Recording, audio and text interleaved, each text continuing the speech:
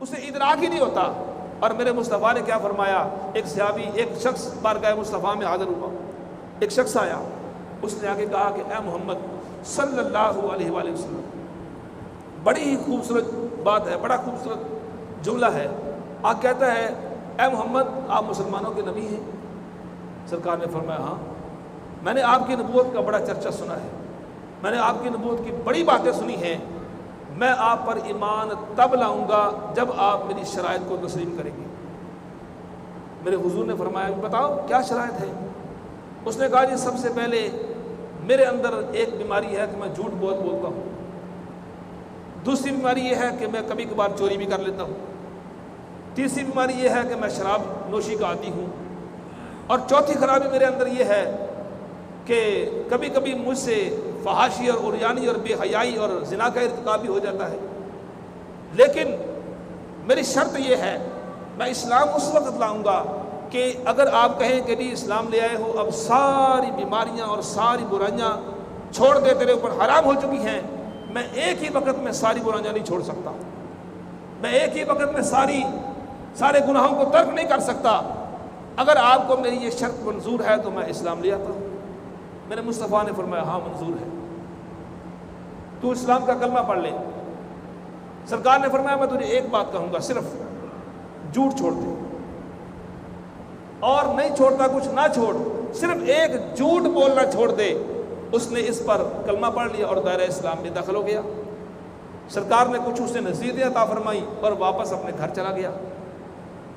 گھر گیا، رات ہوئی، رات کا اندھیرا ہوا، اس کا دل چاہا کہ میں کسی نہ کسی گھر کے اندر داخل ہو کے اس کا مال چرا لوں۔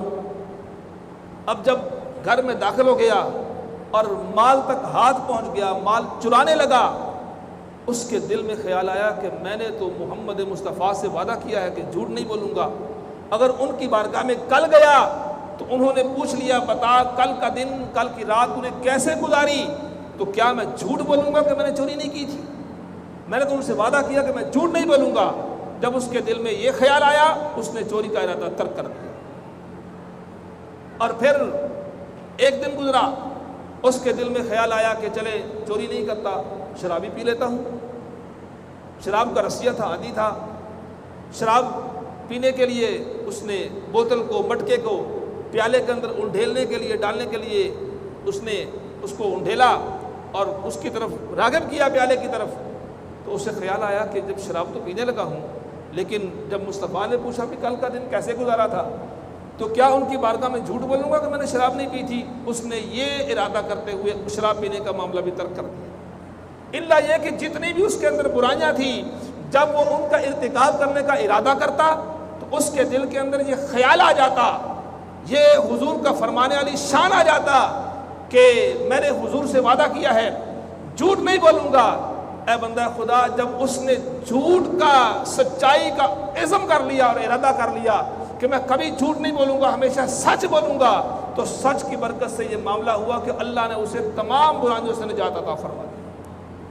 اندازہ کریں کہ جھوٹ جو ہے تمام برائیوں کی جڑ ہے، تمام معاملات کی وبا ہے، اور جھوٹ سے ہی آگے سارے معاملات جنم لیتے ہیں، اور جھوٹ ہی وہ معاملہ ہے اور جھوٹ ہی وہ گناہ ہے کہ جس کی وجہ سے میرے مصطفیٰ نے فرمایا کہ معاشرہ بد امنی کا گہوارہ بن جاتا ہے، اور پھر جھوٹ بولنے والا اسے بھی کبھی سکون میسر نہیں آتا، اسے بھی کبھی سکون نہیں ملتا۔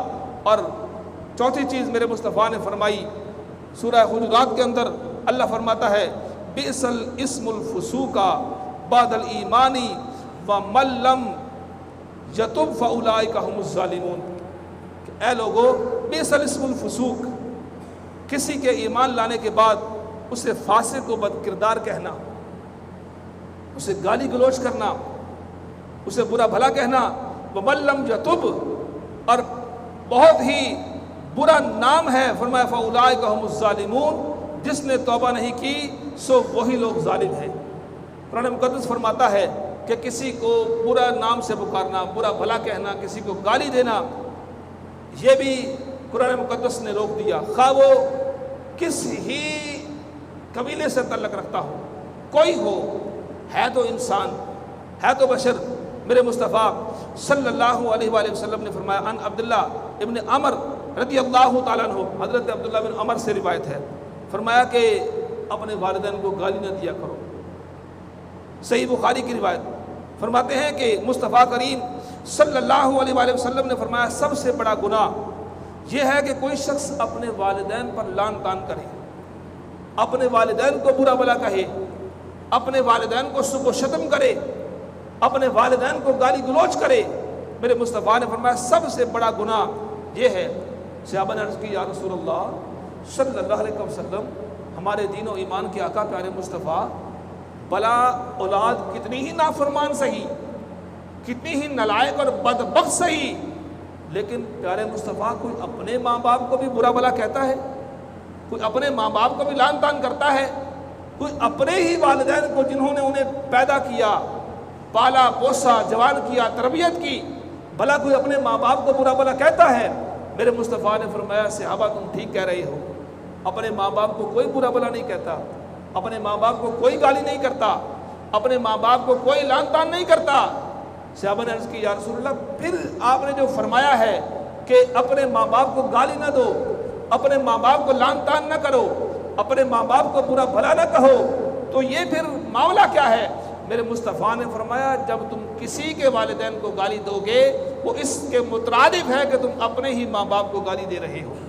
جب کسی کی ماں کو برا بھلا کہو گے، جب کسی کو اس کی ماں کا تانا دو گے، جب کسی کو اس کے باپ کا تانا دو گے، جب کسی کے ماں باپ کو تم ان کی عزت کو تار تار کرو گے، جب تم ان کی عزت کو اچھالو گے، تو پھر ایسا ہے کہ خود تم اپنے ہی ماں باپ کی عزت کو اچھال رہے ہو اور خود تم اپنے ہی ماں باپ کو برا بھلا کہہ رہے ہو۔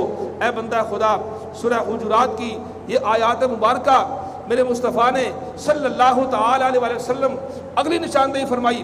اللہ فرماتا ہے وَلَا يَغْتَبْ بَعْضُكُمْ بَعْضًا أَيُحِبُّ أَحَدُكُمْ أَن يَأْكُلَ لَحْمَ أَخِيهِ مَيْتًا فَكَرِهْتُمُوهُ وَاتَّقُوا اللَّهَ إِنَّ اللَّهَ تَوَّابٌ رَحِيمٌ۔ فرمایا سورہ حجرات کے اندر وَلَا يَغْتَبْ بَعْضُكُمْ بَعْضًا، ایک دوسرے کی غیبت نہ کرو، ایک دوسرے کی چغلخوری نہ کرو۔ أَيُحِبُّ أَحَدُكُمْ أَن يَأْكُلَ لَحْمَ، کیا تم میں سے چاہتا ہے کہ وہ کوئی اپنے بھائی کا گوشت کھائے؟ اور أَخِيهِ مَيْتًا فَكَرِهْتُمُوهُ، اور بھائی بھی وہ ہو جو مردہ ہو۔ جب تم میں سے کوئی شخص اس بات کو پسند نہیں کرتا، اس بات کو نہیں چاہتا کہ تم اپنے مرے ہوئے بھائی کا گوشت کھاؤ، تو پھر تم دوسروں کی غیبت کیوں کرتے ہو؟ تمہارا یہ کسی کی غیبت کرنا، تمہارا یہ کسی کی چغلخوری کرنا وہ ایسے ہی ہے جیسے تم اپنے مردہ بھائی کا گوشت کھا رہے ہو۔ اور آج ہمارے معاشرے کے اندر کیا ہوتا ہے؟ کسی چوک چوراہے میں چار بندے کھڑے ہوئے ہیں، فلاں ایسا ہے جی، فلاں ایسا ہے جی، اس کے اندر یہ خرابیاں ہیں، اس کے اندر یہ برائیاں ہیں۔ صحابہ نے عرض کی یا رسول اللہ صلی اللہ علیہ وسلم غیبت کیا ہے؟ میرے مصطفیٰ نے فرمایا کہ غیبت یہ ہے کہ اگر تمہارے مسلمان بھائی کے اندر کوئی جرم، کوئی خرابی پائی گئی تو تم اس کا ذکر کرو، ذکر کرو، وہ چیز جو تم اس کے منہ پر، اس کے سامنے شانہ بشانہ کھڑے ہو کر کے جس کا ذکر نہ کر سکو، اور اس کی پیٹھ پیچھے جب تم اس کی برائی کرو گے تو یہی تو غیبت ہے۔ اور فرمایا وَلَا يَغْتَبْ بَعْضُكُمْ بَعْضًا، ایک دوسرے کی غیبت نہ کرو۔ یہاں تک کہ آج کل جس امام کے پیچھے ہم نماز پڑھتے ہیں اس کی غیبتیں شروع ہو جاتی ہیں، اس کی چغلخوریاں شروع ہو جاتی ہیں، یہ تو نماز ہی بڑی لمبی کر دیتا ہے، یہ تو دعائیں بڑی لمبی لمبی مانگتا ہے، یہ تو جی اس کے اندر فلاں معاملہ ہے، فلاں معاملہ ہے۔ اے بندہ خدا، پھر اس نماز کا فائدہ کیا کہ اگر جس امام کے پیچھے نماز پڑھ رہے ہو باہر چوک چوراہے میں جا کر کے اس کی غیبتیں کر رہے ہو؟ قرآن سورہ حجرات کی روشنی میں 7واں اور 8واں نسخہ کیا دیا؟ وَلَا يَغْتَبْ بَعْضُكُمْ بَعْضًا أَيُحِبُّ أَحَدُكُمْ أَن يَأْكُلَ لَحْمَ أَخِيهِ، کہ یہ کہ تم ایک دوسرے کی غیبت نہ کرو، ایک دوسرے کی عزت کو نہ اچھالو اور ایک دوسرے کو برا بھلا نہ کہو۔ اور اے بندہ خدا، آخر میں صرف یہی پیغام دوں گا کہ مسلم معاشرہ رواں صدی میں انتشار اور افراتفری کا شکار ہے۔ اس معاشرے کے اندر محبت کا فقدان ہے اور اپنائیت اور احساس کی جگہ انات پرستی اور انا پرستی اور خود پسندی کی جڑیں جو ہیں اس معاشرے کے اندر مضبوط ہوتی جا رہی ہیں۔ اس کی وجہ کیا ہے کہ جب معاشرے کے اندر یہ ساری ایسی خرابیاں، جھوٹ، دھوکہ، فراڈ، غیبت، یہ ساری چیزیں جب معاشرے کے اندر پیدا ہو جاتی ہیں، پھر اس معاشرے کے اندر بد امنی آ جاتی ہے اور سکون نام کی چیز جو ہے وہ اٹھ جاتی ہے۔ اور ضرورت آج اس امر کی ہے ضرورت اس امر کی ہے کہ آج ہم قرآن مقدس کو صحیح معنوں میں پڑھنا شروع کر دیں۔ آج ہمارے گھروں کے اندر قرآن طاق اور الماریوں کے اندر بند کر کے رکھے ہوئے ہیں۔ آج ہم قرآن کو سمجھنے کی کوشش نہیں کرتے، آج ہم قرآن کو پڑھنے کی کوشش نہیں کرتے۔ اے بندہ خدا، یہ قرآن صحیفہ انقلاب ہے، یہ اللہ نے قوموں کو اور امتوں کو کتابیں اس لیے عطا فرمائیں کہ وہ امتیں ان کتابوں کے مطابق اپنی زندگی کے نصاب مرتب کریں۔ لیکن آج ہم نے اس کتاب کو، اس قرآن کو کتاب ثواب سمجھا ہے، لیکن کتاب انقلاب نہیں سمجھا۔ اس وقت تک آج ہماری زندگیاں بدل نہیں سکتی، اس وقت تک ہمارے معاشرے کے اندر امن قائم نہیں ہو سکتا جب تک کہ ہم قرآن اور اللہ اور اس کے رسول کے احکامات پر عمل نہیں کرتے۔ دعا ہے اللہ رب العزت ہم سب کو عمل کی توفیق عطا فرمائے اور ہمارے معاشرے کے اندر امن عطا فرمائے اور ہمیں ہر ایک کو اپنی اصلاح کی توفیق عطا فرمائے۔ وآخر دعوانا